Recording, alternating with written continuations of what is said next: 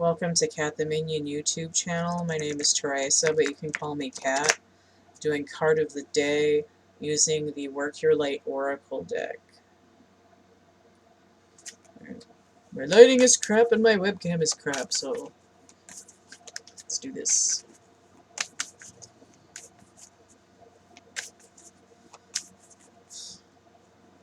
Trying to angle my background a little bit so you can see my heaped up messy pillows or my unfinished painting. I tried to angle it a little bit more towards the painting instead of the unmade bed that I was lying on a little while ago because my muscles feel like they're falling apart right now. I think I'm tired. I was like, yes, I'm going to have a day off, which includes working for 2.5 hours and then waiting too long to eat. I did shuffle these and clear these, but apparently I needed to shuffle them more. Lately I've been getting signals of which decks I'm going to use up to several hours beforehand. A lot of the time I'd go to do my card of the day and I'd go over to where my cards are and I'd be like do a little like hot cold thing with my hand, like which deck, and I'd have to see which one kind of popped into my head. But this one I've been getting, I mean, I do watch other people's readings sometimes, but just like an indication, like if someone's using one of the decks that I have too, and I'm like, oh, I guess it's this one looks like that, I'm just going to use that one. Why am I still shuffling these? I got a chip on my shoulder there. Sometimes when I pick up my little stones off of my desk, I'll just kind of stick them on my shoulder, just like tuck them into my bra or like under the strap, and I'll forget that I have them on, and then I'll like wander around and they'll fall on the floor and I'll be like, what the fuck was that? Which is also how I dropped my tiger's eye in the toilet and had to dig it out with my hand. Not a fun day. Alright, still, oh, okay, I've got a pair that just flipped over here, and another card as well. I was thinking there was going to be 3. I believe it's today that Venus went direct. Okay, so we're starting out with Unbound.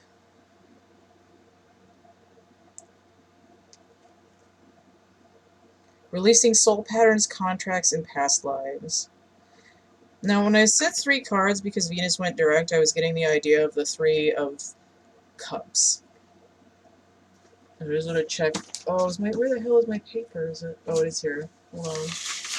Hang on. 3 of Cups. Mercury and Cancer. Okay. So, the energy that I was getting was 3 of Cups, and that kind of looks like that. I noticed that we have the moon on there as well. Cancerian energy. Now, Venus represents Taurus, Libra, and the Empress. So it's just going direct now. So see, this is like heading for the light. I believe. Let me get in. Hold on. If I could type correctly. Oh, it's heading for the light. I don't know if that's what I said. I don't want to click on the video. Oh, because I didn't type lyrics. Like a dumbass! Okay. So we have the Traveling Mulberries. I've wandered around with nothing more than time on my hands. I was lost in the night with no sight of you. So we have the moon there. At times it was so blue and lonely, heading for the light. Been close to the edge, hanging by my fingernails. I've rolled and I've tumbled through the roses and the thorns. So that's Cups and Swords. And I couldn't see the sign that warned me I'm heading for the light. Okay. Oh, I didn't see that big black cloud hanging over me, and when the rain came down, I was nearly drowned. I didn't know what the mess I was in. Okay, so that's more emotional content. There's more song there, but I'm not going to read all of that. So, The Traveling Wilburys. So that's Bob Dylan, George Harrison, Tom Petty, Jeff Lynne, and Roy Orbison. Okay. And then we have Trust Your Path. It's like wandering in the desert there. Oh, it's like they're being beamed up, and then they're getting kind of beamed down on a mission here. And then we have sort of like a Stargate over here. If you knew you would be supported, what would you do? Right, this almost looks like I'm about to get attacked by this crocodile alien creature that I've just poked with a stick. And here it's like that meme of Leo where he's just kind of like strolling down the street. Like everything's hunky-dory. Okay, so this came out inverted. So we have the moon on here again, but now we're in, like, we've gone into the building, like if that wasn't a Stargate or if it was like a temple front. Looking out on the morning sun. I used to feel so inspired. Look, Aretha. Take a break. A life's work, not a season. Get off the treadmill. But it came out inverted, which to me is like a delay or confusion usually. But it's almost like it's a shift in the pattern, right? Because we're not... Unbound is to literally break something. It's to release. You're doing work that's emotional and in terms of perspective. The roses and the thorns. We're changing our mindset. We're releasing feelings. You know, and a lot of times people try to do shadow work with their emotions. It ends up as sort of like a woe is me, like extreme anguish. But I did have a moment the other day, or last night or whenever it was. I don't know what day it is. There's this thing where it's like you have an emotional block. You're like, I really want to get over this problem, but it's still upsetting me, and I just really want to feel okay. And it's the same thing of like, I'm still paying for this, and I can't get over it. It still hurts. I still feel like I'm struggling. But in your head, you're like, I want to know that I've moved past it. And there's this like, tug of war between where you want to be and where your emotional body is still holding in the content. So what happens is that there can and may be a point of release where instead of just this usual crying it out, I feel miserable, there's an emotional opening, some kind of shift in perspective, some information, or just like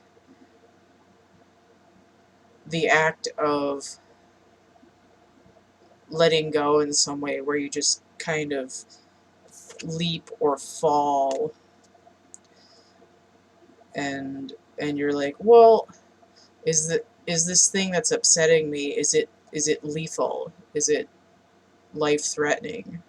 And like, how do I feel about my life moving forward? And it's hard for me not to say something specific because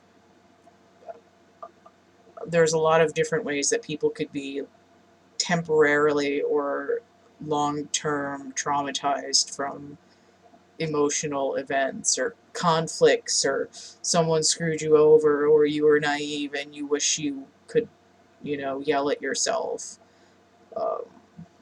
for not having a backbone.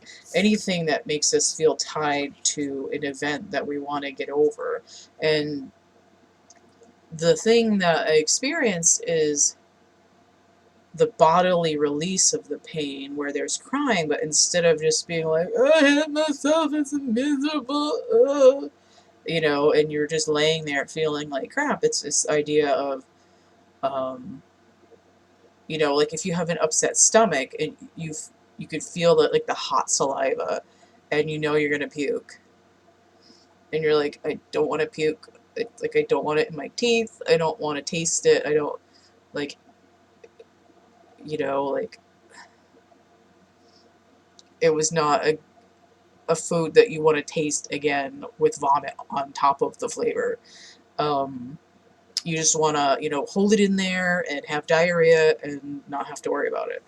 So, but it's this idea of, like, I'm going to take some calcium carbonate so that I don't feel sick to my stomach anymore. But what actually happens is, like, it makes, instead of calming the stomach, it makes you throw up. And at that point, after you throw up, then you're like, oh, you relax and you can feel better and you can, you know, wash your mouth out with something that doesn't taste like pizza and nachos and puke, um, for example, or like stuffed pork and puke, or, you know, curry fish and puke, or like cake and cookies and puke. So the point that I'm getting at is that it's it's like an emotional regurgitation where all the, like, not like all of it, but like a certain amount of content that comes from a pain event is like pulled out of you. It's like the ball thing in Schwarzenegger's head in Total Recall. You know, it looks like his face is going to come apart when they pull the thing out of his nose, and then he's like, he feels better. You know, it's like removing a tumor. It's you know, the Heimlich maneuver. You get a chunk of food caught in your throat, and you and then it's gone. You know, it's like what happened to Snow White in the coffin when the prince was like, "Hey, that dead chick in the glass box looks hot. Let me take her down to my castle and look at her." And then they drop the carriage on the way down the mountain, and the apple chunk comes out of her. Like, just kidding, she was in a coma. Um, you know, and then she's fine. And they have the resolution after they, you know, murder the stepmother with the hot shoes. So the idea is that you can have release without feeling worse. Like, you can have release of emotional content, like it's being just like sucked out of you, or just like the emotional act of crying releases it from the physical body, and then the emotional body can do the healing. And then also with this take a break, with coming in reverse with the moon on it. Sorry, that's my middle finger there. With the moon on it, it's like, and then especially with the two doors there, it's like I'm getting like the future's so bright you gotta wear shades. I'm also getting this like stereoscopic vision, you know, like Brian May with all the photos there. Um, there's like uh, it's like there's like a balance. Your vision is expanded with um, illumination coming in when you release pain and know that, you know, the universe isn't just always going to shit on you. You know, and then here, past lives, soul patterns, contracts, and past lives. Some of this has to do also with like family curses. And that's part of what I was releasing this week for myself as well, is this idea of, you know, what are patterns like in your family, but not just for you energetically, for you and your lives and how you behave. It's going back, you know, like vertically, generationally, and laterally at how it affects, you know, your more immediate family if you know them. I mean, it might not be like genetically in that way, but a lot of the time it will be because it had the DNA and epigenetics. But the it's this idea of like, why is it on me? You know, why is there like hundreds of years of crap, and it's like weighing down and like suffocating you, and it's like it's like these are all the ghosts trapped in the machine, and the machine is your body, and it's just like, you know, like, why do I have to make all the effort if there's no one else around me making all this effort? Why, like, who am I swallowing all these marbles for? Going around like 800 pounds because you got like a jar full of marbles like lodged in your throat. You know, it's Weird Al smells like Nirvana. It's hard to bargle Doddle's house there. Um, Let me see what's on the bottom of the deck. Ooh, the sun, and there's the same kind of environment here. And there's a mermaid swimming in like a cocktail glass. So in this way, it's like you're not drowning in your emotions. You're able to process them at a rate that doesn't gag you, that's not overwhelming, and there's this idea of like refreshing. So since that's supposed to be a card of the day, I want to end it there, but I think a lot of what's going on has to do with planetary shifts as well. We had 6 planets in retrograde for a few days. We have Venus turning around. We have some other stuff going on. And with it being Cancer season, there is a lot of emotional content. And I was almost wondering if I should do an energy report video about the shift into Cancer, but I think what's happening is that there's still a lot of duality energy. Just because Gemini's over doesn't mean that we're not still dealing with duality. We have it's sort of like, instead of dealing with like mental perceptive dualities, now we're dealing with the same framework, but it has to do with emotional content. You know, like every time you try to feel good about yourself, something happens that takes you back down again.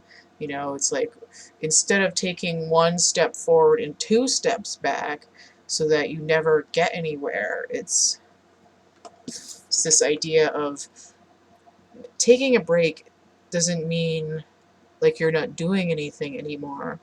It's the work that you do has to be for you, for your path, not for, it's not a party where, or a group project where you're the only one doing the work.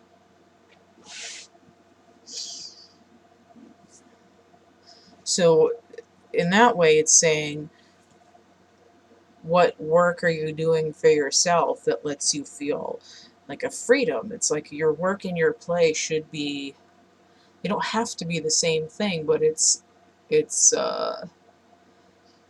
you should be able to enjoy what you do and not feel bogged down by being responsible for everyone's issues, whether they're alive or dead.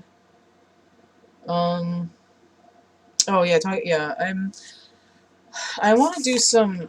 I keep feeling like I need to do an energy report on the dog days of summer, and I need to do some more research on them because I know it has to do with Sirius, and the time frame is shorter than I thought, but it's not for until July anyway, so I got some time. I've been working on other things, especially my cafe press. So if you want to get a reading, I do have the complete list of readings and how much they cost in the description box of my infomercial video, which is going to be linked below this one.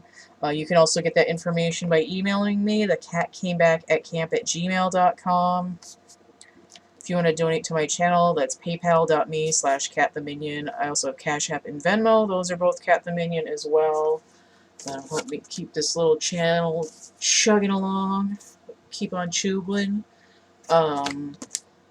I do have actual art things in my catalog. Let's see, I've got some psychedelic shit going on over there. Um, I have some psychedelic drawings by the piece available in here. When they sell, I'll add different items to the catalog. There's made-to-order items. Um, there's digital portraits, which I've listed in here, even though they're not like, you won't get them mailed to you, but um, I do them. They're here. They're made to order. I also have chapbook packs. I have like 300 of them already packed up, ready to go. It's like a little uh, synchronicity stimulation packet, and then it'll be kind of like a little mini oracle reading. There's just various random little bits of art and poetry in there, most of which are going to be in my poetry book, which is available on Amazon or Kindle. And then also I have 2 coloring books, which is a good way to relax and get into a meditative thing. Like if you can't sit and relax and meditate like I do, coloring is a good way to do that. Just get in there. I've been working on my merch on Cafe Press. A lot of that's psychedelic as well. Rainbow, tripped out kind of stuff. I have got a couple fashion designs there. There's a couple sections that I still need to update, and a couple other ones that I'll probably go back and update some other stuff on, because there's a few items that I'm not like in love with, so I'm gonna tweak the templates some more. But I've been in there this week for like 3 or 4 days working on that stuff, and then I have some prints on DeviantArt. I'm going to be updating those too. And I encourage you to check out my playlists, because I've got astrology, weekly pick-a-pile, card of the day, occasional entity channelings, occasional energy reports.